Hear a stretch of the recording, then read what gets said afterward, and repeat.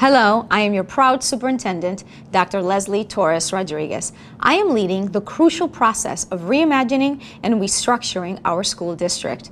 I need you, all of you, to be significant partners in our process. We are doing this imperative work to deliver on our commitment to ensure improved student outcomes and equitable access to resources for each and every one of our beautiful and capable students. When we have completed this process together, we will hold in our hands a stronger, more equitable school district designed to serve all students well, a plan built by the entire community that will benefit the entire community. We at Hartford Public Schools are coordinating the process, but you, the community, families, students, teachers, and all of our stakeholders are the voices and the minds that must inform this work. By sharing your thoughts, you will help to co-create our district model.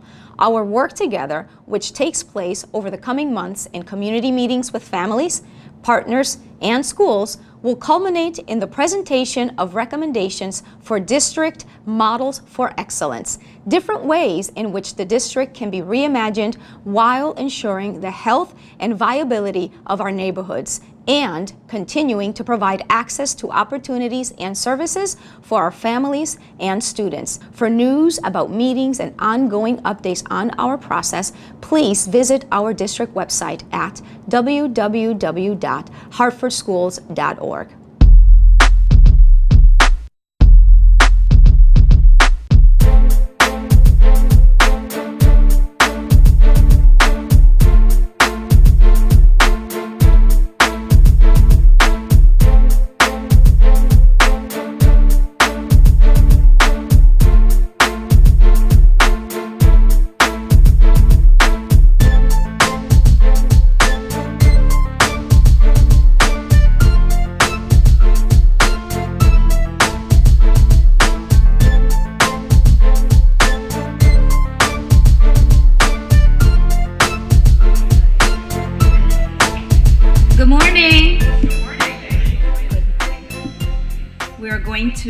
Begin.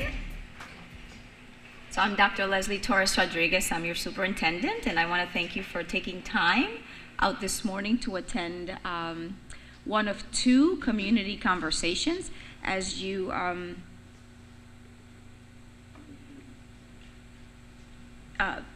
some of you are aware, per board policy, we do have to have per board policy, when it comes to proposing any school closures, we do have to engage in public hearings.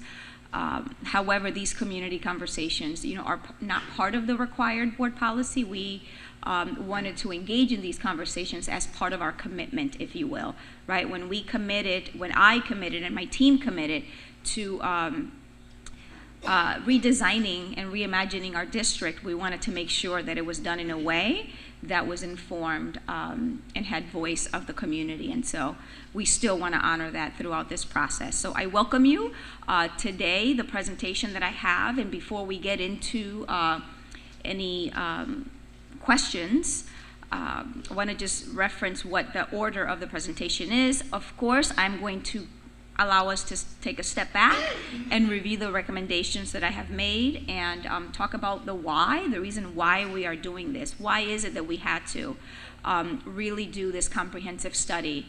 And then we're going to review the frequently asked questions. These questions have come up throughout since the presentation in December. We've gathered a lot of feedback and a lot of questions from our community.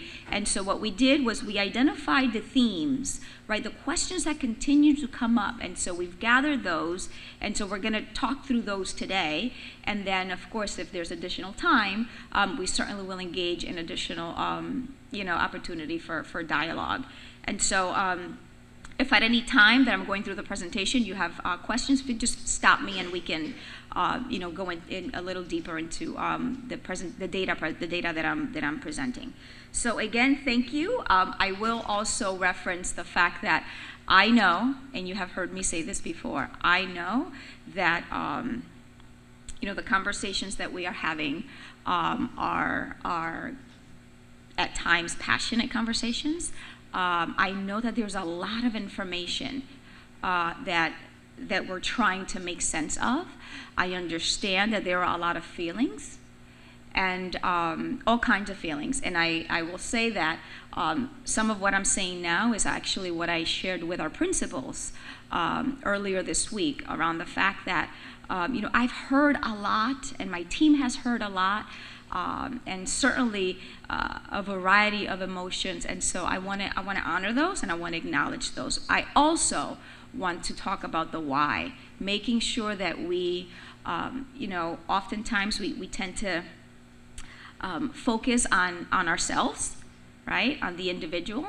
And so that's a very normal part of us as humans. However, as superintendent, it is my job, my task, to step back, right, and I call that going onto the balcony and taking a look at the entire district and finding the best opportunities possible, how we organize and structure our district so that we can provide the highest quality, and so that we can create conditions, not in one school, not in only this school, right, in all of our schools. And so that is the larger why, because ultimately, right, we have 21,000 students, beautiful and capable students that we have to respond to, all of them.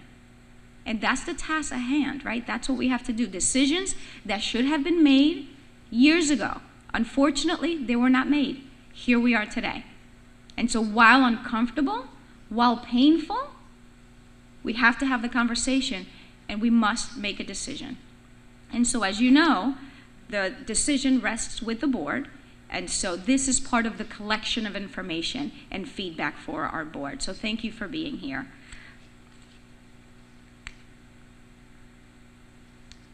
So I'll begin by just sharing the fact that for years, continuously, Hartford has had a very unique context. So context means what is it about Hartford? What is it about this situation that is so unique? And for us, we know that we have deep student needs here in Hartford.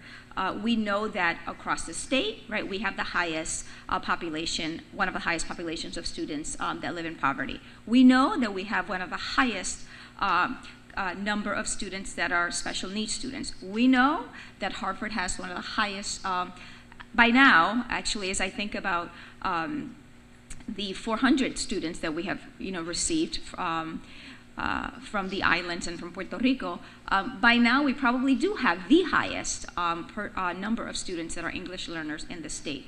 And so when you put all of that together, we know that that creates a very unique need that we have to address for our students. We also know that we have had low performance, consistent low performance. Remember, I'm looking at the district holistically, right? The larger district. Yes, there are some schools that have higher performance than others, and we value and we applaud those. However, when we look at all of our schools together, there's just low performance, consistently low performance. I don't know about you, but that's not okay. That is not okay.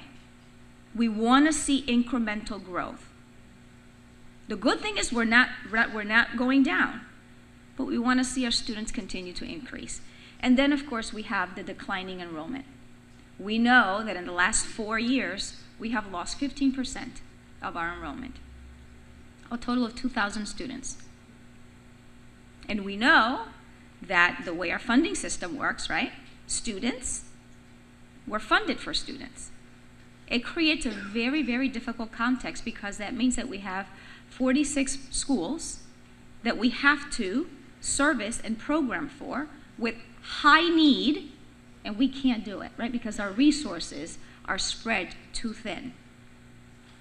We also know that we've had 9 years. This will be the 9th year in which our school system has either received reduced or no additional funding. We know where the city is with financials, right? We certainly know where the state is. All of that goes into what I call this challenging situation that we have. And so it calls that we stop, we look at the difficulty and identify how it is that we're going to solve the problem moving forward. Because we cannot continue to live like this, right? Meaning we cannot continue to worry every single day if we're going to be able to support our students moving forward. This is a slide that by now, I'm sure we're all aware of, right? This is the timeline, and right now we are in the feedback phase, right? My presentation to the board happened in December, and now we're engaging in additional feedback. And you know, we've tried to stay true to this timeline. We know that back in August, you know, I began, and my team, sharing the information and trying to get as many people involved in this process, knowing that a vote, an actual vote on the recommendations was scheduled to take place in December. The board decided to push it off another month because they wanted to have additional data around the financials, which meant that we now have to take the vote in January. But we're all aware that this has been the timeline from the beginning, right? That these decisions were going to have to be made at this time of year. And all, because we happen to be a choice district, we know that there's a very specific timeline that we have to keep in mind. And that is the choice, right, for our students and our parents that are interested in magnet schools and open choice. That's at the end of February. So we wanted to allow some opportunity for our families to be aware of any changes that would take place.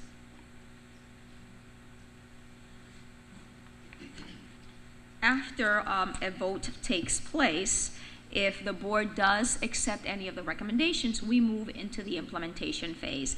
And what we want to have happen there is we want to have what we're calling strategic school design teams. We've heard from the community, and you know my commitment with regard to family and community engagement. We know that we have elevated family and community engagement right alongside teaching and learning, which is why we want to have these design teams. The design teams that are collaborative, that they're going to plan for the programs, identify the resources, and then make sure that they are conditioned in place for these transitions. We want to make sure that our teachers, our students, and our families are supported throughout this process. So we're going to have transition teams. Transition teams that, of course, involve and engage our community-based providers, as well as our parents and our staff. I'm going to skip through some of these slides. Certainly our presentation is available.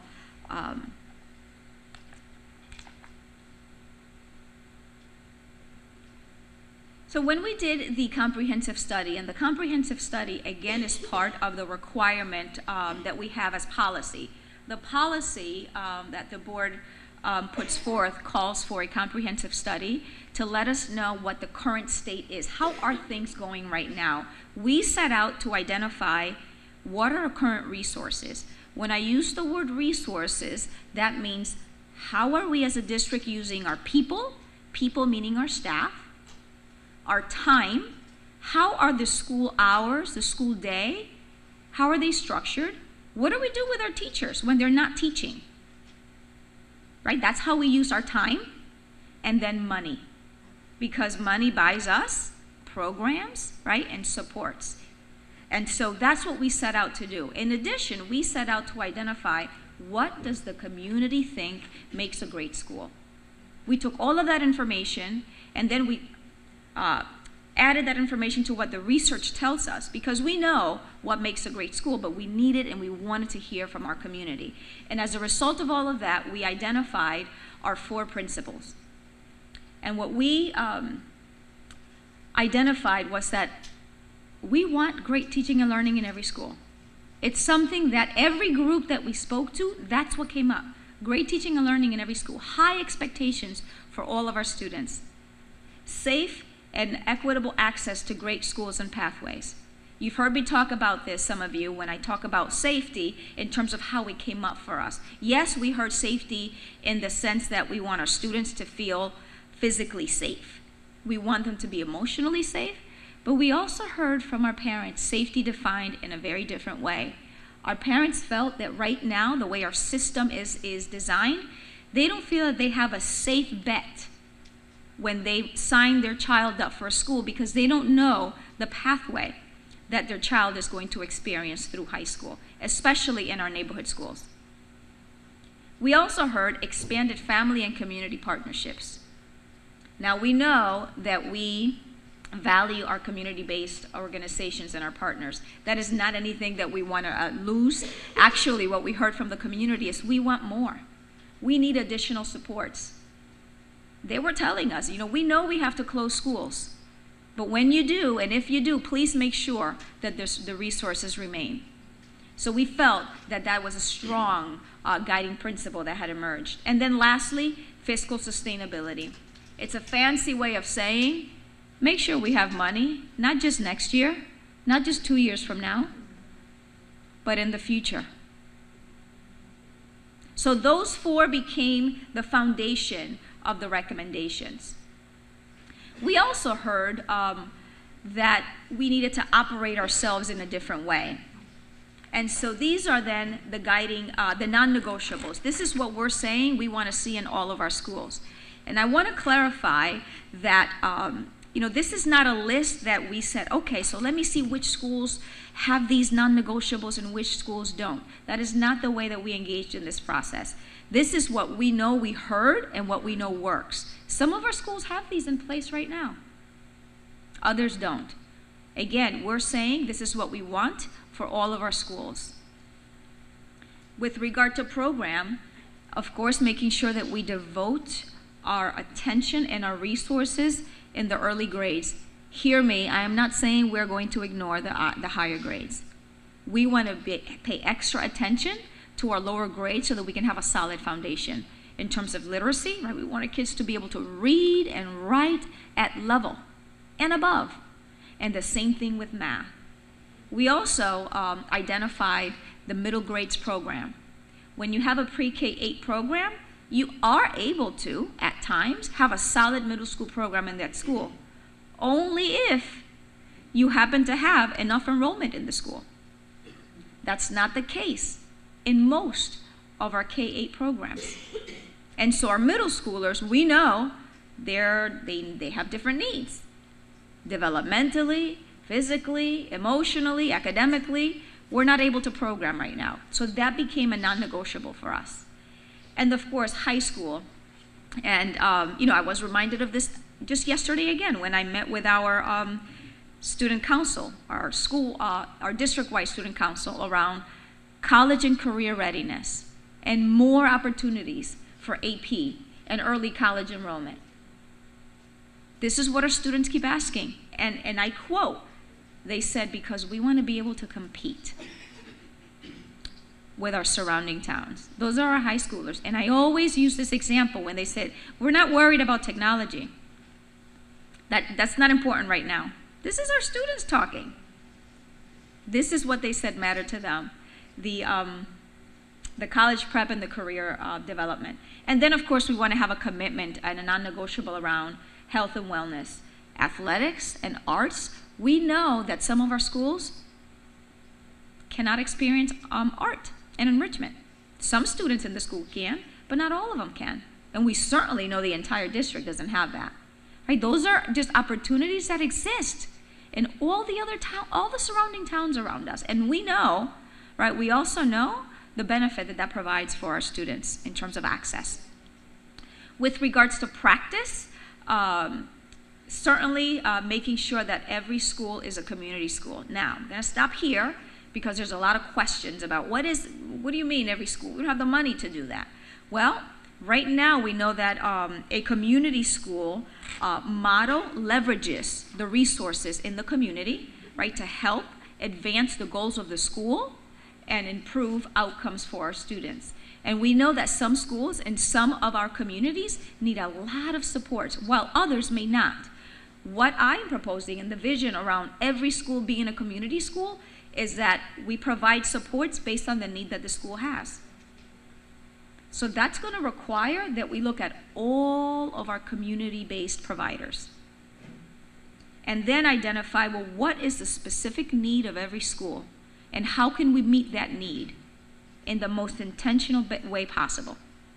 right? Because if we know that there's a school that struggles with, let's say, reading, so then we're going to identify community-based resources that are going to prioritize that need. If we know that there's a community that needs a full service complement of supports, the clinic, the mental health providers, the tutors, then we're going to focus around that as well. But every school is going to have additional supports and partnerships with community-based organizations. And then with regard to operation, that means the way we run our district. What is it that, how do we do our work? And so we're talking about capacity. That came up not only when we looked at our data around facilities and enrollment, but we also heard it from you all in the community when you were saying, we have buildings that are half empty. So we have to think and be smart, right, about our money. How is it that we can have schools that are filled to capacity so that we can then have a solid financial plan, right, our budget, so that we're not thinking, how is it that we can spread it? Because it's hard every year, right? If you recall the challenges 2 years ago, $32 million was our deficit. Last year, 26. I'm still short, and I'm already in January. I still haven't found a way to mitigate that, and the costs keep increasing. Just to give you an example, I had a conversation yesterday, and we've gotten 398 students, displaced students, and they might have increased, I'm hearing, okay, in a day. I haven't checked in 2 days. And so what that means that if we just keep those 398 students, a projection is an additional $1 million to service our students, because we commit to the students in our district. Every single student we owe a responsibility to provide high quality teaching and learning to. And so again now, right, so if I had a deficit already, right, it continues to expand. And so that is not a healthy way to operate a district. And we heard pathways, making sure that we have pathways and grade levels that make sense. And lastly, access. Access was there at all the conversations.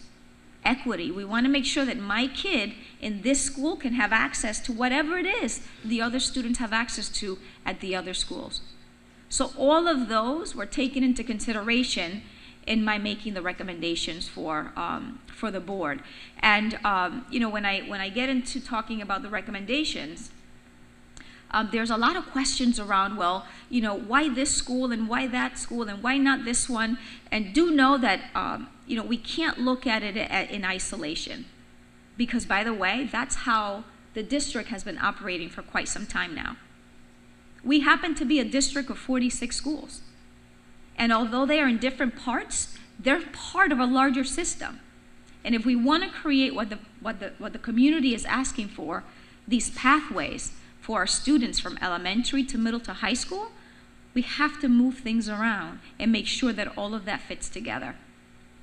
And right now, this is where we are, right? We know that we have a little bit of everything. Elementary, middle, K-8, K-12. And so that presents a lot of challenges for some of our families and even for us as a district. More than 80% of neighborhood middle grade students are in a pre-K-8 school.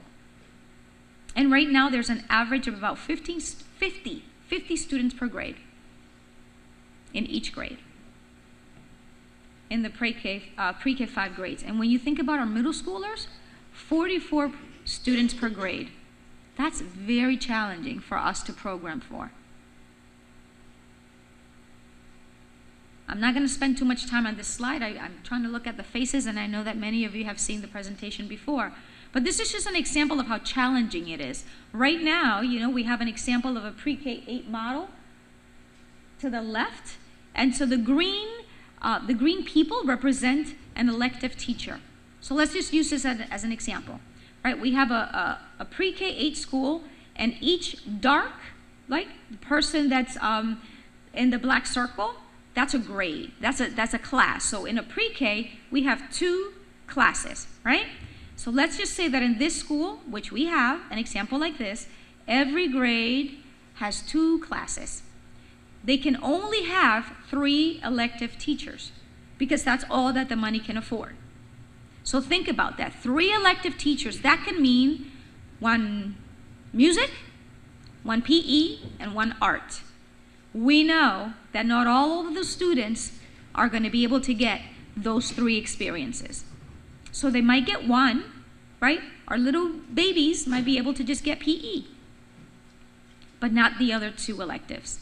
However, if you break it apart and you have an elementary model with more classes, we know that it can afford additional resources. And so our students would have access to more. The other thing that's an opportunity with a middle school, a standalone middle school model, is the opportunity for our teacher collaboration, right? And we know that we have to invest. It's not just about hiring a teacher. We want to retain our teachers, and we want to grow our teachers, because we want adults that improve every single day. We want adults that know how to deliver high quality, rigorous instruction. We have to help prepare our teachers for that. And in order to do that, we have to carve out the space in the day for our teachers to collaborate and learn from and with each other. That's hard to do when we only have 3 elective teachers, because for those of us that have had to do schedules in schools, we know that one of the ways that we can get an opportunity for our teachers to work with each other is to have those elective teachers, right, those music, art, and other supports, have the kids during that time. So I am proposing to have dedicated middle schools in every zone of the city. These are neighborhood middle schools. This would allow us an opportunity to go from 44 students in a middle grade to 128 students per grade. And that means that we'll be able to allow for additional programs and resources for our students. We would also expand our current pre-K-5 model to all zones. That would take us from 50 students per grade to 70 students per grade. And we know that our little ones have specific needs as well in terms of how they learn and what it is that we need to do and provide additional supports, right? We think about the early literacy support that they need, our coaches, how we use our coaches in those areas. So we want to make sure that we create conditions to support our students. We will keep in the model that I'm proposing 3 pre-K-8 schools in the district. Now these pre-K-8 schools remain because of programming. So for example, we know that Global has a very specific IB theme that requires a pre-K-8 structure. The same thing with MD Fox. We are proposing MD Fox to be a dual language school, and so that requires the continuum. And Kennelly will be working on designing a K-8 model for them. And so we also want to make sure that our families don't feel that they're interrupted if they signed in for, at the neighborhood school level, for a model that calls for the implementation.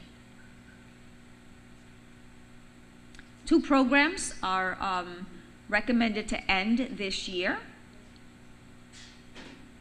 And so that is Batchelder and Simpson Waverly. On this slide, not included are Culinary Arts and also Capital Community College Magnet Academy. Those were already identified in previous years for phase out, but the board now has to vote on those.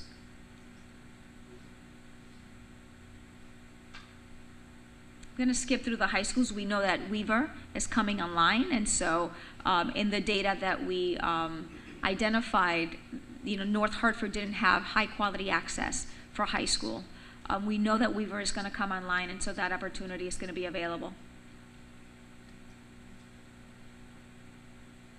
So this is the pathway and the overall picture of where we want to be with regard to identifying opportunities for those clear pathways for our students that are in our neighborhood schools. We heard it over and over again from our families. 1, high quality. 2, the pathways that make sense. Of course, we know that we live in a district of choice, and so our families always have an opportunity to apply for magnet schools. The board did request additional information as to potential financials and what this all could mean. What does this mean if we go through all of this change in identifying additional resources? And so what we were able to identify is that the implementation of the model of excellence, the district model of excellence, would release from $4 million from the operation of 12 facilities. Some of these facilities are owned facilities, some of these facilities we rent. And so as a result of that, we would be able to reinvest an additional $4 million. This is just a slide of the locations. If we left our district in the current configuration, we would have only 68% of our seats filled. So think about that. If we stayed as is, only 68% of the seats throughout the district would be filled. With my recommendation, we would go up to 82% of our seats being filled. Now you might wonder why just 82%. We know that we live in a magnet school environment, right? And we know that there are certain stipulations that we have, standards that we have to meet. And so some seats in our magnets have to stay empty. That's a whole nother conversation. And for those of you that attended the board workshop, right, there's a lot more that we want to have conversations around that. But that is why right now we're at 82% with the recommendations. Wish it could be higher, but right now the magnet school standards make it challenging for us to say we're going to have all of our facilities, right, at the highest percentage. We also have facilities that need a significant amount of investment because of that we've not been able to tend them. So over the years we've not had the funding, and so they haven't been addressed. And so we had our consultants rank our facilities, and we had 10 buildings that were ranked as level 5. That means they should not be open, or they require a significant amount of investment. And so we would be going from 10 to 4 with the proposal. And when we think about what we heard from our community, right, safe schools, facilities matter. Facilities matter. Additional questions with regard to finances and potential resources that we could reinvest in our schools. When we think about the structure of the day, of the school, the enrollment changing, it can be a potential savings and reinvestment of $11 million. So remember the other slide, we talked about $4 million and then $11 million. The $11 million could be from the staffing, knowing that we would have, if we increase the number of students in the schools and in the grades, then we would be able to staff very strategically. And when I talk about strategic, that means that we would be able to identify what does this school need in additional supports. And additional supports can mean staffing. Additional supports can mean tutors for our students. Additional supports can mean extra teachers to help the students that need English learning supports. It can be additional social workers for the students that need social and emotional supports. And so combined, the opportunity that we would have to invest would be $15 million. And this is a list of potential either strategies or programs that we can address. This is not to say that, again, that this is a list that we use to evaluate schools. This is an example of investments that we can make in our schools. Certainly thinking about additional time for our teachers to collaborate, extended opportunities for our students, before school, after school programs, summer, enrichment, opportunities, athletics. If we're saying that we're going to have 4 standalone middle schools, then we have to think about enrichment and athletic opportunities for our students as well, in addition to the rigorous curriculum that we want to provide. All of that costs money that we currently don't have. This is an overview of the 3-year proposal. Knowing that we had to think about the entire picture, right, the entire puzzle, and requiring that we shift in a way that makes sense. We know that some of our schools, some of the construction that's going on right now is going to be completed at a certain time. So we have to keep that in mind when we think about the shifts. We also wanted to keep in mind the impact on our families and how many families had to move from one school to the other. And what did we as a district need to prepare for? And so my recommendation was not to do all of this from one year to the other. We want to make sure that we're intentional in how we do this and that we design the teams that are going to support this work. I know that I've been talking mostly about our neighborhood schools. I want to also identify for us another recommendation that I'm making to the board that is part of the bigger picture, and that is also a way to identify how could we be more efficient, right? How could we use our facilities in a better way? I want to remind us that the magnet school students that we have in Hartford, many are Hartford students. Right, so I'm going to say that again. We operate magnet schools. We have Hartford students in those magnet schools. Some come from other towns, we know that. But I just want to remind us, right, when we hear magnet and non-magnet, it's very easy to make this an us versus them. I want to remind us, we own all of our students, magnet or not.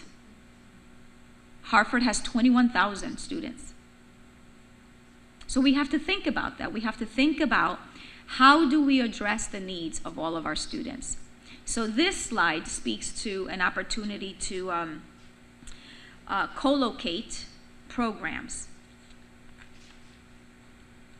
So there are 5 opportunities that I'm proposing. We have Kinsella at the Weaver High School campus, Breakthrough 2 as a magnet on the new MLK campus, proposal for a Hartford Pre-K at Global, with Global, another Hartford Pre-K in the South so that we can make it equal.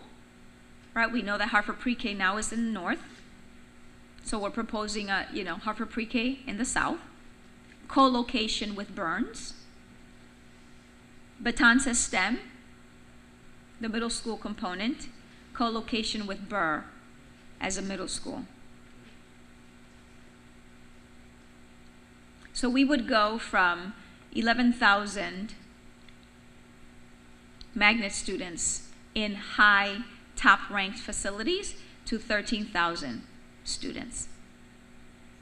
And there's an opportunity here for shared athletic facilities, opportunities for our teachers to collaborate. So I wanted just to highlight this because it relates to magnets, and I know that the initial presentation that I did for the board was focused primarily around our neighborhood schools. The board did request additional information, right? The Board of Education requested to know, what does this mean? What do these priorities mean? What do these non-negotiables mean for our magnet schools? And so the board, right, we had a workshop. We had the state officials, for those of you that were there, we had representatives from the state to engage in a conversation around the difficulty, right, the challenge that we all have with regard to trying to stay true to the chef mandates, right, around reduced isolation. And some of the things that we talked about, as you saw, and the data supported, was that we are getting students that apply, into our magnet schools from the suburban towns, right? Towns outside of Hartford. But we're not getting enough students that meet the reduced isolation. So that means that we can't fill the seats. So the board wanted to have a conversation around, how do we do this? How can we figure this out? Especially because we know that we have specific schools that are not compliant and that have struggled for years to be compliant. So at some time, right, we're going to have to step back and say, okay, we can't keep ignoring it. Because ignoring it means that seats are still empty.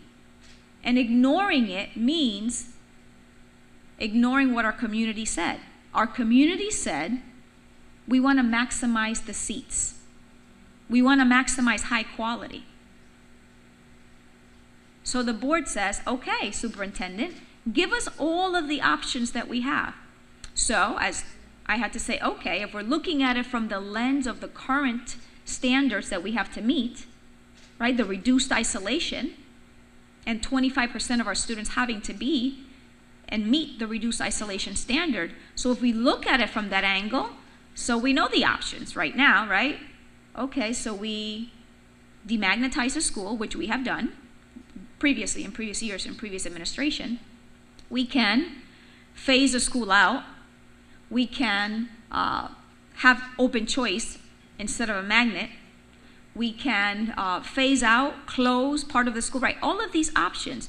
But I also wanted to provide the board with the implications, the result of making any of those decisions. So as you can tell in this slide, there are no recommendations for magnets outside of Montessori. Because we would have, as I pointed out before, 12 locations. And if we're saying, we know right now that Montessori is split, so 12 locations, right? One of these could be a home for Montessori. But here, the only recommendation is for relocation of Montessori. And some of the questions that we have gotten, well, what happens to those other schools, those magnet schools that are out of compliance? My recommendation to the board is we have to have additional conversation because it's not just the Hartford Public School conversation. We are not the only operator. The state has to be part of that conversation. And so for those of you that were there at the board workshop on Monday, the board did request of me to engage in additional conversation. But for now, these are my recommendations here.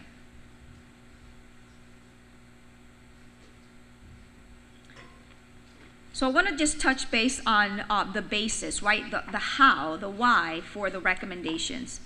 And the recommendations were based, there were two initial bigger driving factors.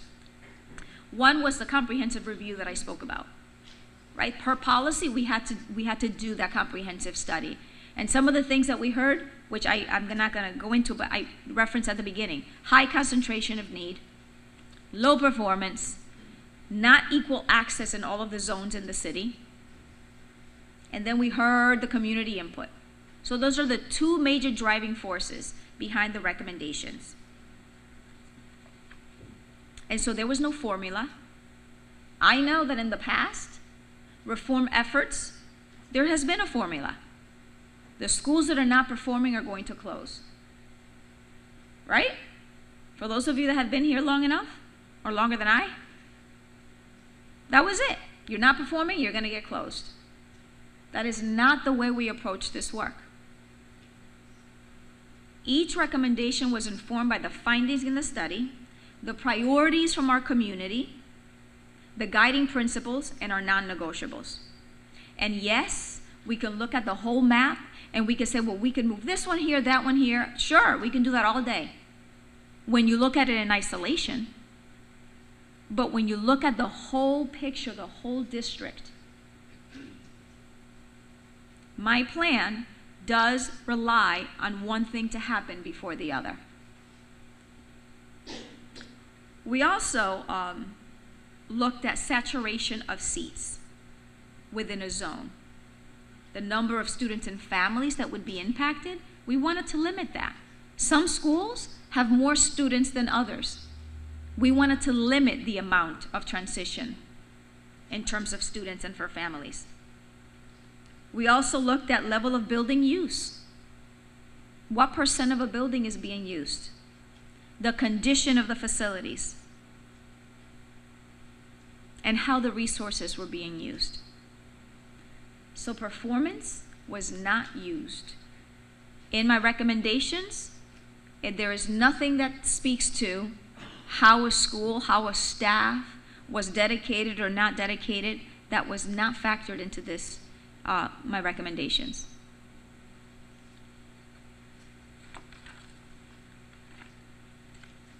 Any questions on the presentation thus far before I get into the questions that we keep hearing over and over again, the wonderings? No questions? Yes, pregunta, question. I just want to ask, when you say we have 21 students, are you including the one is out of district? Yes, Okay. absolutely, all of our students. Okay. Good question.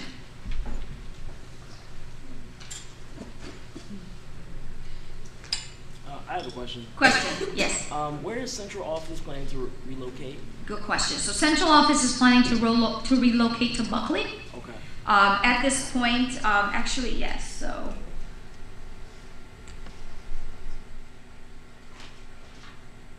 So that's 960 Main, the gray one there. It's not a school, it's a district office. So, you know, we have 2 years on the lease.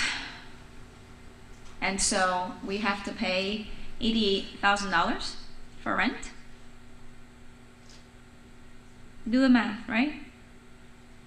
A month. Not including parking. How much, what can that buy us? How many tutors? At least 4. And so, you know, I know it's pretty there. It's pretty, right? But our staff is mostly in the schools. So we're moving. Okay, so these are some of the questions that keep coming up. Oh, well, one question, sorry. My question is the impact on transportation for students that have special needs. When we looked at the plan and we're moving students from one school to another, are those programs following or going into the new schools that are being proposed, not new schools, but what's the word? Relocating. Yeah, so I'm hearing 2 different questions, and I know that, you know, I have staff here, so I'm gonna ask Fred first from just a logistical transportation standpoint, Fred. We wanted to remain within the zones so that we didn't incur additional costs. Anything that you want to add to that? Yeah, we wanted to be very intentional around the suggested and the recommended movement so that schools can still fit within the allocation that we have for transportation. And then in terms of special programming, we are you mean like our special education programs? That is a conversation that we're having. Some of our schools might, some of our special education programs might move, but at this point we're really stepping back and looking at all of our programs so that we're not making, you know, fast, harsh decisions yet. But there might be movements, absolutely. Absolutely. I don't know who's here from Dr. Sellers in the back. Yeah, I think what the superintendent's implying is that we want to be really intentional. If there are any special education programs that are going to be moved, we want to look carefully at the facility. We want to make sure that it's accessible and can meet the needs of the population that may be relocating. So we're taking a very intentional look, and most importantly, we want to be really transparent on the plans that we're making. There's a saying, nothing about us without us. So I think those families that would be impacted definitely are going to know up front. Mm-hmm. Any other questions?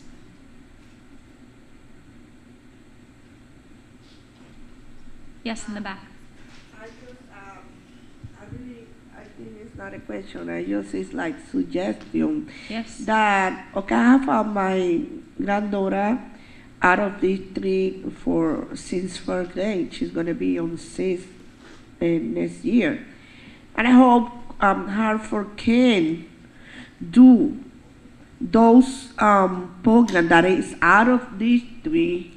Come here. I don't know if you can go and have the same mother that they do have for our children, that they do the change instead to go out of district to come here. Why? Because when they have any issue, it's really hard when we don't got no transportation to go over there and have a meeting over there, everything over there is hard for us.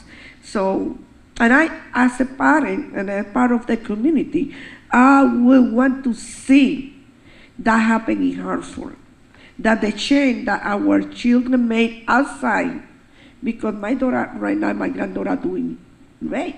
You know, the English, you know, reading, including the behavior. But I want to see that in here. So that is a very great point. You know, we certainly want our students to be home, right? We know that some of our students have additional needs, and where we are right now, we don't have the capacity yet. Of course, we want our students here, right? We want we want to be able to provide the services, but there are also ways that we can identify additional savings when we also have the students here so that we can provide more supports for them. And one of the things that I know, right, is the fact that children want to be part of their community. Right? We want our children to be part of their community, and I know that when we have to have them go elsewhere, right, that there's a break in that.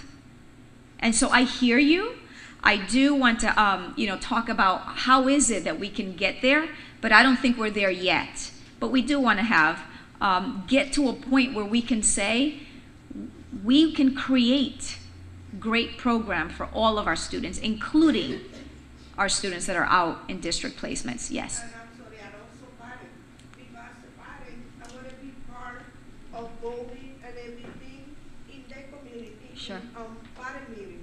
Yes. Because as a parent, because my children are not in Hartford, my voting is not counting in some meetings. So I want to be part of those meetings too. Of course. Because my children live in Hartford. It is only that they go outside because they don't have the service here. And then if I go and I voting, nothing, because my children is not here. And I don't think that's fair for as a parent. I completely hear you. I completely hear it's conversations that, I mean, I see Dr. Sellers in the back, because it's conversations that we've had. We just need to build our capacity, right? We got to build our muscle, and we're not there yet, right? We got to know, we got to do our research. We have to really think about what would the programs look like. You know, I know that Hartford has had programs in years past. We did have special education programs here, and so for whatever reason, right, we don't have them anymore. But certainly, we want to make sure that we do that in a way that is well informed. But it's not lost for us. It's certainly something that we have talked about. Yes. I have a question in regards to the shared equipment. I think you mentioned with the co-location. I was under the impression, at least the parent spoke at a previous meeting, of when her school was co-located, her daughter couldn't use the equipment in the school. I just wanted a little bit clarification. Yeah, so equipment should be shared. You know, those are the things that we have to think through around, you know, how do we operate in a building that is shared? I know that, you know, when it's Weaver, when we're talking about Weaver and even thinking about the MLK and the breakthrough co-location, we have been very intentional in planning. More so started with MLK and Breakthrough in conversations with the state, with our offices, to just find out what does that co-location, you know, look like? What does it mean for a shared gymnasium? What does it mean for all of that? And so, you know, we're now doing a lot of that planning. I know that in other locations that, you know, the sharing happened, before we were more intentional about it, there have been some difficulties. But do know that, our intent is to make sure that our families and our students feel like they own, right, their space, and even if it's shared, that they feel that we are maintaining the integrity of their experience. And I know that did come up actually last night at one of our hearings, and so we're mindful of that. And it's something that we're doing, and that we have to again think about what's the parent voice, right, and what should the experience for our students be, which is why we want to have these transition teams that have many different stakeholders. Yes. Yeah, go for it. I guess my second question is, if schools are already, because you said some schools are doing well and they're already meeting your non-negotiables, what I guess is the plan to, if there's a change or a phase out, to continue to keep that same high quality of education and not have a shift? Yes. So I'll use an example. We were having conversations around Capital Community College Magnet Academy, and the fact that we know that one of the non-negotiables that we want for all of our students is the college and career, right? And those exposures to the dual enrollment and the college credits. And so we want to make sure that we expand those partnerships. Right, so we're having conversations with UConn. At the downtown campus, we have a conversation with CCSU around a PK-16 pathway, where we want with the dual language school, for example, where we have their teacher education students, right, the students that are now trying to get certified to be teachers, to come into our school around a dual language, and then support our students into high school. Buckley, for example, could be the pathway, and then encourage our students, right, to go and enroll in, an education program so that they can come back and then be our teachers in a dual language program, that PK-16 pathway. And so that's an example of how we could leverage those opportunities. But we have to engage in the conversations. We want to make sure that we continue that opportunity for our students. We don't want it to be lost. It is not about taking it away. I hear you, right? We heard at the board hearing the other night, Capital Prep, right, expressing their content, their experiences, particularly at the secondary level. And so we know that we have some challenges there with the compliance issue, but we have to figure out a way, right? How do we still maintain, not only for them, but to make it available for all of our students? It was the one thing, I tell you, the one thing that came up for our students. Enrichment, and then the college, early college. And so, to your point, even if we're losing a program, well then how do we maintain the partnership so that we can still offer it? So it's not lost, right? It's not lost on us. And we know that if we have a college and career ready benchmark, then those are opportunities that we want to maximize for our students. I see you like, no? No, I hear what you're saying. Yeah. Sure. It sounds like some schools in particular are already doing that. Mm-hmm. So the concern is, the transition for the students and youth who kind of have that expectation and then have to transition to whatever is now going to be in the beginning phases when this appears to be working. Mm-hmm. Mm-hmm. No, duly noted. So we have that as a district, right? We have to make sure that we're intentional around that, so that we're not taking away, and not having it available at another site. Any other questions before we? If other questions come up while I go through the other questions, just kind of stop me. So one of the questions that we keep asking is, what is this? What is the district model of excellence timeline? Like what next? And that was this one initially. Was I think at the beginning. All right, so this is where we are now. We're in the feedback phase, and we're hoping to end with the vote at the January 23rd meeting, so that we can then shift to the implementation. And for some schools, for some schools based on recommendations. Some schools may have changed next year. But taking us back to when we started, back in November 8th was when I delivered the comprehensive report and a presentation to the board. And before that, for those of you that there are some faces that I recognize here that were, at our June, we had a conversation, a large attended actually conversation in June. We had another one in August, and then we have had, additional conversations, school-based conversations. And so we've been trying to be intentional around getting feedback from everyone. And then on November 21st, I presented the principles that came up and the non-negotiables. And then, of course, as you saw, some of you saw, in December 19th, it was the recommendations for the shifts.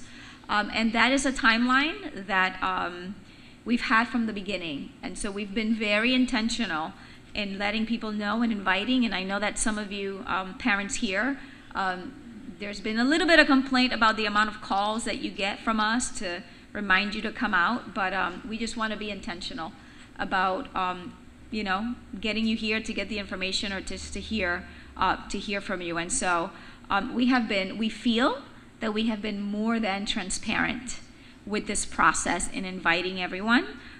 We knew when the recommendations were going to be presented to the board. Everyone knew that everyone was going to get the information at the same time.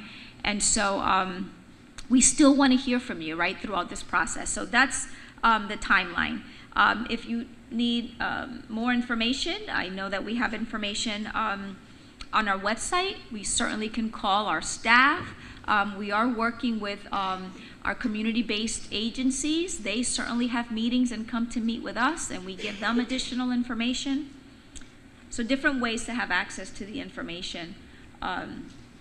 If you or anyone else that you know has questions or want to share additional information, we do have a phone line that's open 24/7, and so for you, you can call in. We can certainly give you that number in the back. You can go into our website, right, and enter your comments there as well. You can certainly reach out to our board, right? Our board makes themselves available to hear your thinking as well. The rationale, I spoke about the rationale earlier, right? The comprehensive study, and then the collective priorities that we have identified from the community.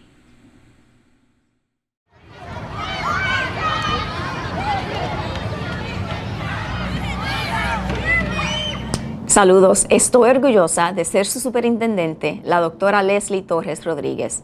Estoy dirigiendo el proceso crucial de reimaginar y reestructurar nuestro distrito escolar. Necesito que ustedes, todos ustedes, tengan una participación significativa en nuestro proceso. Estamos haciendo esta labor crucial para cumplir nuestro compromiso, garantizar mejores resultados para los estudiantes y un acceso equitativo a los recursos para todos y cada uno de nuestros estudiantes hermosos y competentes. Cuando hayamos completado este proceso juntos, tendremos en nuestras manos un distrito escolar más fuerte y más equitativo, diseñado para servir bien a todos los estudiantes, y un plan construido por toda la comunidad para el beneficio de toda la comunidad. Nosotros en las escuelas públicas de Hartford estamos coordinando este proceso, pero ustedes, la comunidad, las familias, los estudiantes, los maestros y todos nuestros socios son las voces y las mentes que orientan este trabajo. Al compartir sus opiniones, ustedes ayudarán a crear nuestro modelo del distrito. Nuestro trabajo en conjunto, que se llevará a cabo durante los próximos meses en reuniones comunitarias con familias, socios y escuelas, culminará con la presentación de recomendaciones para modelos de excelencia del distrito. Estos modelos demostrarán diferentes maneras en que el distrito puede ser reimaginado, tomando en consideración la condición y viabilidad de nuestros vecindarios y garantizando el acceso continuo de oportunidades y servicios a nuestras familias y estudiantes. Para obtener más noticias sobre este proceso, visite nuestra página del web del distrito en el www.hartfordschools.org.